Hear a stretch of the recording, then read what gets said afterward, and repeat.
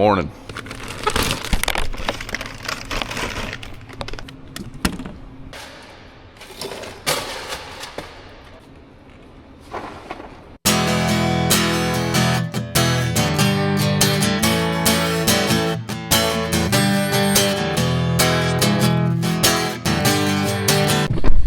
So today we are heading back to the field we were in last night. We're going to do some more beans. Sounds like our beans are about as poor as everybody else's in the area. Mid 40s. So fun. Very profitable crop this year. So we are about half done with this 100-acre bean field. Then we got another 30 acres on this farm. And then we'll probably be moving. We're going to stay on beans for a while. Yes, there's corn standing behind me, but like I think I stated last video, we want to try to get our beans out while we can. And right now the weather's nice. We got long sunshiny days. Also had a rain shower over the weekend and kind of picked up some moisture in the beans. So I seen somewhere where I seen something on X, so it's got to be true, that when you're harvesting beans at 13% and they drop to 10%, you're losing $23 an acre, which is pretty substantial for just moisture. So before this last rain, some people were saying beans were down to 6, 7, 8%. So definitely don't want to lose that money. So Dad's probably going to get started here pretty soon. He's cleaning off his radiator, checking over a few things. It's 10 o'clock. Normally we'd have a big fog bank and we wouldn't be able to start for a couple more hours, but right now I'd say we're probably good to go as soon as he gets her fired up. But up here at Cargill's loading out grain, so they usually don't take very long, so should be a quick delay, just a little one.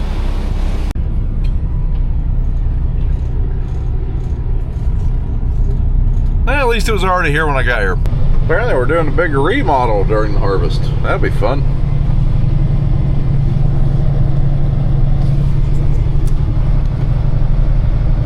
So Dad's still chipping away at that field. I don't have a truckload yet. Me and BJ are actually going to go get a couple bean bins ready for tomorrow because, well, it's pretty slow going. Yield's not really all that impressive. Our neighbors are running right here beside the shop. They've got an 8T Fendt and a John Deere. It's just as dusty over here as it was over there. Is this for your worms? Yeah. So things we got to do, we got to check the leg boots, tie down moisture cables, and put the treatment in these bins. Anything that's falling off the walls. Patch the daylight over there. Oh, that's so we can see. This is the stuff we're going to clean up. Move the sweep around, tie these GSI moisture cables down, and then this bin will be ready to receive some beans for the year.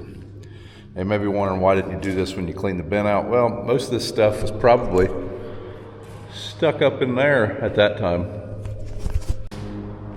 Yeah, that's better. Just got to get that out.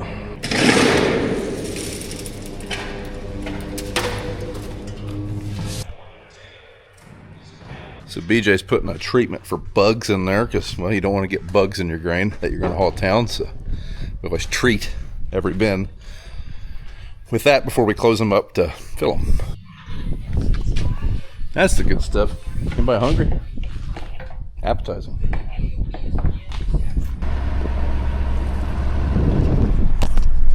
Well, there's the first 100 acres of beans done, folks. Finally. So it's only 3 o'clock. We are going to move up to the next field. There's 30 acres left on this farm. We're going to knock that out and then probably move to the next field, see what time it is. Now while we were going, Dad did load two trucks. We'll try to get those in today because today is September 30th. The basis locally changes quite a bit. We've got a basis contract, or a HTA, or basically one where you set the basis when you deliver. I want to get those beans in there today, is what I'm saying, because tomorrow they're worth about 15 cents less because of the basis. Now, if you're not familiar with what a basis is, think of it like this. You have the Chicago Board of Trade setting your bean price, But then locally, say locally an elevator needs beans really bad, or they don't need beans at all. That's where the basis is. So say beans are $10, but your local elevator has, say they need beans real bad, they have a 5-cent basis. You're gonna get $10.05. Now say they don't want beans, they're just out of room, they're full, they don't need them. They might have a negative 50, 60, 70 cent basis. They got a negative 50 cent basis, you're getting $9.50, even though the Chicago Board of Trade is at $10. So that's what the basis is. It's kind of like how your local elevator can change price depending on your area. So before we take those in there, I am going to help them get everything moved up to the next field. It's not far, it's just, it's a lot easier if you've got 3 people to get pickups and semis and all that stuff moved.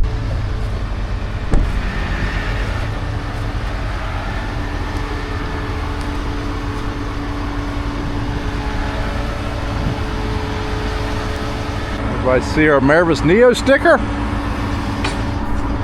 Our local Syngenta reps bribing everybody in the area with Milwaukee tools if they put that on there. Something about a drawing or something. And Dad heard tools, and next thing I knew, we had a decal right there. Dad's windows are so dirty you can't hardly see to unhook. He's usually pretty quick at this. A little dirty. So if you seen much of the videos, you've probably seen how dusty these beans are and how poor visibility is. Fit makes a dust kit that they recently introduced to help get rid of some of that feeder house dust. Kind of debating if we want to shell out the money for it or not. Problem is, it ain't cheap. It's a hydraulic fan basically taking that dust off the feeder house and pushing it to the ground in a different spot. Now there is another guy I know that has a Fent, and he has one of them kits. Says it works well, so I don't know. Probably be handy.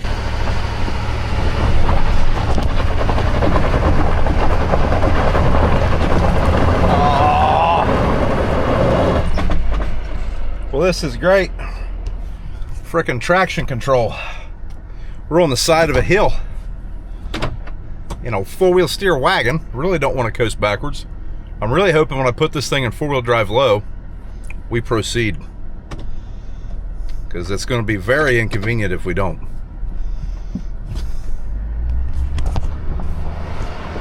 Nothing to it now.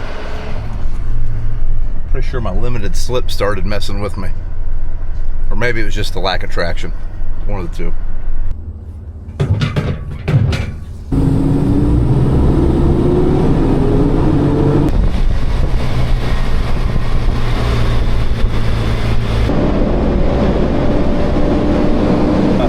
Large crane, but that's a pretty big bend too. Coming up on the field, I just see dust. It's like a sandstorm up there. We don't have a load from this field yet. We're going to go grab a load from the other field. Very, very dusty. Very dusty. A lot of radio chatter between the two of them along the lines of, I hope you're out of the way because I can't see you. But it looks like Dad is shaving the ground, but these beans are so dry now that they're shattering and there's beans on the ground. We also got something on the spreader. We're getting a lump of trash right through there.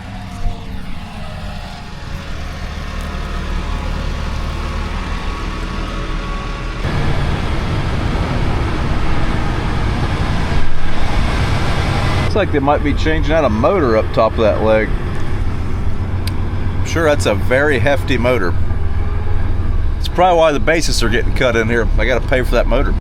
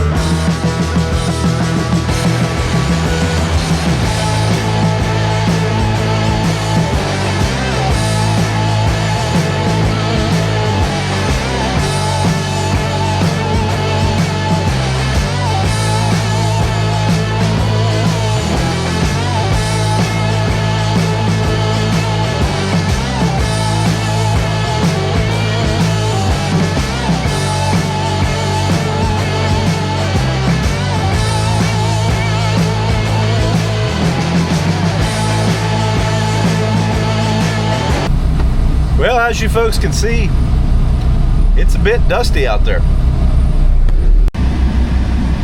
It's like we're 11%. So it's almost 6 o'clock. I wouldn't call that too hateful.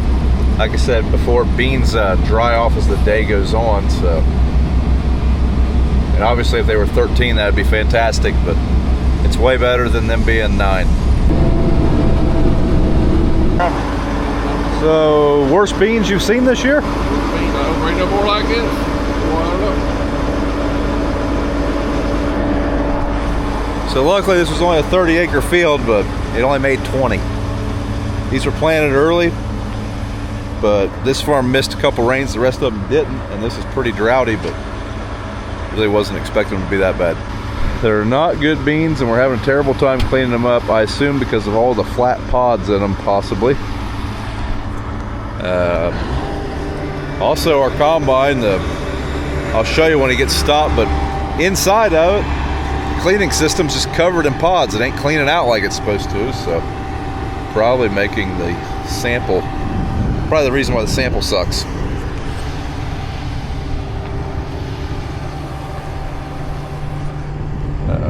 Hopefully we can figure that out, because I don't want to have a bunch of plugged grain bins this summer. So we're going to move everything to the place we're going to be running tomorrow. It's almost 7, so by the time we get everything moved around, sun will be going down. We're just going to park everything for the night, but at least everything will be moved. Now, if this is your first episode of Farming with the Browns, we are not scared to run after dark. That is not the problem. The problem is these beans are going to be very tough as soon as the sun goes down, and well, just better off to park it at that point. Now, after we get a couple frosts on them, won't matter about the sun, but we haven't had that yet. It's a dirty honeybee. Very, very dirty. Well, it really stinks about those beans. I mean, 20 bushel beans make $0. We lost money in that field for sure. Like I've said before, I don't think this is going to be a great bean year. We don't have any irrigated acres. Something to get asked about a lot. Something I would like to do in the future. We don't own enough ground that has big enough fields, to me, that would make it worth it. That's why we don't have irrigated fields, but it would have been pretty handy this year. I was talking to a buddy of mine that was running some irrigated beans. They're making 91. So, pretty handy. We got a red combine over there. We got a Challenger pulling a J&M cart coming here. That's our neighbor that also has the Fent combine. Lots of activity in the neighborhood. So one thing you always do, go ahead and unstrap your head when you unhook it, because in the morning, whoever's in that combine is not going to want to pull over here and then have to get out to do this.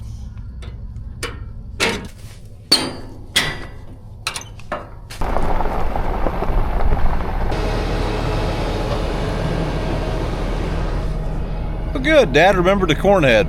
One year we moved up there, we both took combines, harvested, and did beans and corn, and Dad definitely forgot his folding corn head up there. I believe it was 2018. It was on a YouTube video. We all get in the truck to leave that night, and George said, "Bob, where's the corn head?" And then it dawned on us. Well, folks, that's it for this one. Thanks for watching. If you would, do me a favor, thumbs up the video, subscribe, all that good stuff, and we'll see you in the next one.